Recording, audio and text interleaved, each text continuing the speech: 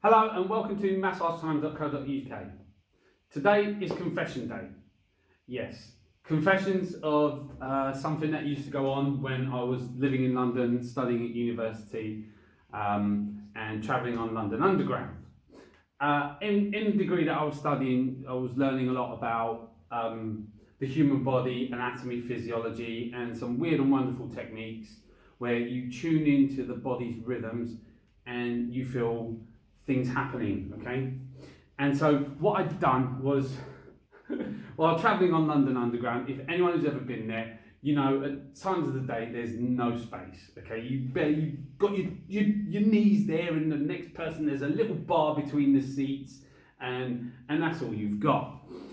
And just as around the time where I'd learnt to tune into natural rhythms and tissues and what's going on, how the movement occurs between different layers of body tissues, I decided to do a test and started practicing this newfound skill. You know, I could do it with my hands, but could you do it with any other part of your body?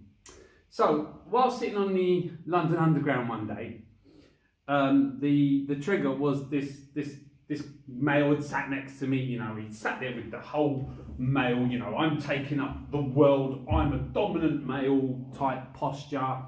I don't know what he was like. You know, he was just a person sitting on the train, but he'd opened his legs. His knees were coming onto my side. So I sat there calmly. I thought, okay, you know, there was maybe this much gap between our actual physical contact, so you had some clothes in between. And I sat there and I began to tune in to his rhythms. I began to try and feel if I could actually feel his rhythms and tune in. And at that distance, I actually managed to do it. So I thought, right, now I've tuned into him, I was aware of his, because the tissues have this pulsation, you know, of movement, okay? It's an energy pulsation. I don't know what causes it. I wouldn't even begin to know. Some people say it's cranial rhythms, the natural craniosacral rhythms of the body. Other people say it's the auras, such as in Reiki. But whatever it was, I was tuned in and I knew. So I decided to test how well I was tuned in. I thought, how am I going to get some space with this guy's legs pushing up against me? What can I do? Well, I thought, well, I'm a guy, he's a guy, he's got this masculine, you know, thing about him. Maybe if I brought him closer to me, that might trigger his, oh no, too close to a man, and he'll spark up and move. Anyway, I began to draw his leg ever closer, and as I drew his leg, in order to stop him from actually making contact with me, I moved my leg a bit. So slowly, I began drawing his leg. Now what that did was, not only did it draw his leg outwards, it also made him go further down. So what he ended up doing was sitting up and bringing his legs close together, and I ended up with my space on the train. Anyway, I used to do this quite regularly, just tune into cranial rhythms, just tune in, and people tend to be none the wiser.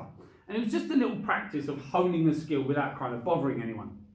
However, this one time, and this is the real confession part, there was a girl sitting next to me, and I'd sat there, and I was in this position. My head was turned that way. She was on my left, and her leg was close enough to mine, and so I started tuning into her rhythms, and I started to really feel what was going on with her rhythms, and I thought, right, let me just play with this. I'm sitting here doing nothing, you know. And remember, this was the days, this was like 2000, 2001. This was the time where there was no mobile phones. People had iPods, maybe some people had mobile phones, but you couldn't get a signal underground. We didn't have smartphones, so not everyone was kind of sitting there looking into their phones. People were either reading magazines or newspapers, listening to music, or just kind of, you know, you've done it before. You're sitting there on the underground and you're sort of making contact with eyes with different people, looking down, pretending you're reading the train map, you know, oh, what's my next stop, and then looking at an advert. It's always the same advert, you know, give your seat to a pregnant woman and things like that, and little adverts here and there. So yeah, I was just sitting there, arms folded, looking nowhere, and I was tuned into this person's rhythm. It was I was right there. I could feel everything that was going on within her rhythm. And obviously she was quite sensitive. And I didn't actually say anything. But what had happened is during the point that I was tuned in and kind of doing whatever, moving her rhythm, moving her leg backward, forward, sideways, whatever, practicing this little rhythm control, she bolted upright and turned to look straight at me. And I was just relaxed, I was calm, I just sat like that. But I could see her in my peripheral vision. She'd sort of looked, and then she'd sort of turned forward and sat back as if to go, what happened?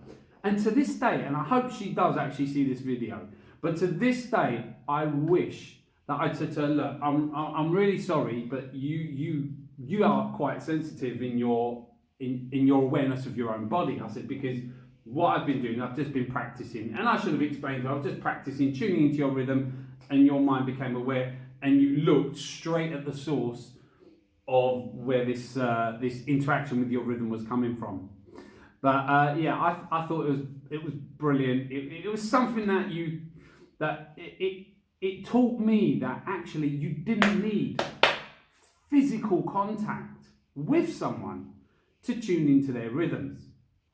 And that was quite mind-blowing at the time, because when we talk about therapy, you talk about get in there and but if you learn that subtlety of touch, a whole new world opens up, and it's not fake.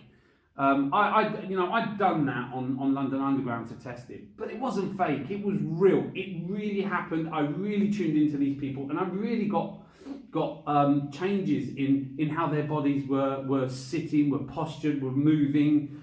Some people I just used to sit there and just feel their rhythms. And then sometimes what I would do is I'd exaggerate the growth rhythm and then exaggerate the closing rhythm. So I'd change their rhythm a little bit to do whatever it is that I just to test how I could influence their rhythm. And then I'd let it relax and get back to its normal rhythm, and then I'd kind of back off, okay? But so today you've been listening to massagetime.co.uk, confessions of a therapist on what I'd done back in 2000, 2001. So if you one of those people that was sitting next to me on London Underground, the Piccadilly line back in 2000, 2001, and you remember moving or thinking what's going on, that was me.